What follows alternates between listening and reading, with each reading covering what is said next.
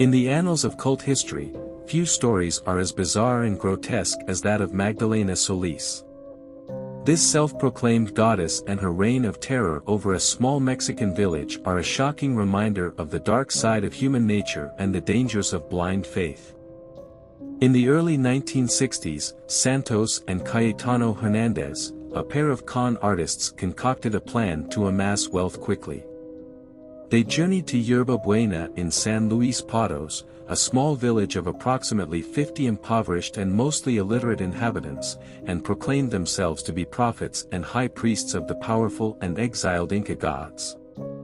They promised the villagers that in exchange for worship and tributes, the gods would grant them access to hidden treasures in the caves surrounding the town, where they also conducted their rituals. They also claimed to soon establish their authority over the ancient kingdom and punish non-believers. Despite their lack of knowledge about Inca mythology and pre-Hispanic history, the Hernandez brothers succeeded in convincing the residents of their absurd claims. They formed a relatively large cult, demanding financial and sexual tributes from male and female adult members. During their orgies, they consumed drugs and even sold some of their followers into sexual slavery. The cult operated smoothly for a while, but eventually, the followers grew skeptical when they failed to deliver on their promises. To remedy the situation, the Hernandez brothers sought out prostitutes in Monterrey, who were willing to participate in their charade, eventually connecting with Magdalena Solis and her brother. Born in Tamaulipas in 1947 to a financially struggling and possibly dysfunctional family, Magdalena Solis worked as a sex worker at a young age under her brother Eliezer. In a ceremony in 1963, Solis was introduced as the reincarnation of the goddess Coatlicue, through a dramatic smoke screen illusion, which persuaded the cult's adherents of her authenticity. Solis eventually came to believe that she was genuinely a reincarnated goddess and took over the entire cult. After taking control of the cult, she learned that 2 members wanted to leave due to sexual abuse, causing her to fear exposure. Her followers informed her and the Hernandez brothers of the dissidents' plans, leading Solis to order their execution, and the 2 dissenters were lynched by other members of the cult. Following these initial murders, Solis' actions became increasingly violent and brutal. She suffered from severe theological psychosis, which manifested as grandiose religious delusions and a range of sexual perversions.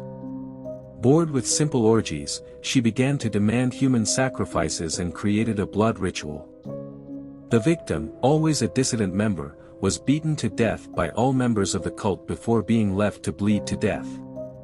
The blood was then mixed with chicken blood and drugs in a chalice, from which Solis drank before passing it on to the brothers and other members. This was believed to grant them supernatural powers, and the victim's heart was removed at the end of the ritual, based on Aztec mythology. Solis and the Hernandez brothers proclaimed that blood was the only food the gods could consume, and their goddess required it to maintain her youth. The carnage lasted 6 consecutive weeks, resulting in the deaths of 4 members. In May 1963, 14-year-old Sebastian Guerrero stumbled upon the cult's cave, where they were in the process of sacrificing another victim. Frightened by what he saw, he ran to the nearby town to report the incident to the police. The officers initially dismissed his claims, thinking he was either mentally unstable or under the influence of drugs. The next morning, an investigator, Luis Martinez, offered to accompany Guerrero back to the caves to investigate. However, Martinez never returned to work. After the disappearance of both Guerrero and their colleague, the police took the case seriously and reached out to the army for help. On May 31, 1963, a joint operation was conducted, resulting in the arrest of Magdalena and Eliezer at a farm in the town, while they were under the influence of marijuana. During the crackdown, Santos was killed while resisting arrest, and Cayetano had already been killed by a cult member who later claimed that he wanted to take a part of the high priest's body to protect himself. Many of the cult members who had barricaded themselves inside the cave were also killed in shootouts. During the subsequent investigation, the dismembered corpses of Guerrero and Martinez were found near Solis farm, with Martinez's heart having been removed. Further searches uncovered the mutilated bodies of 6 more people in the caves.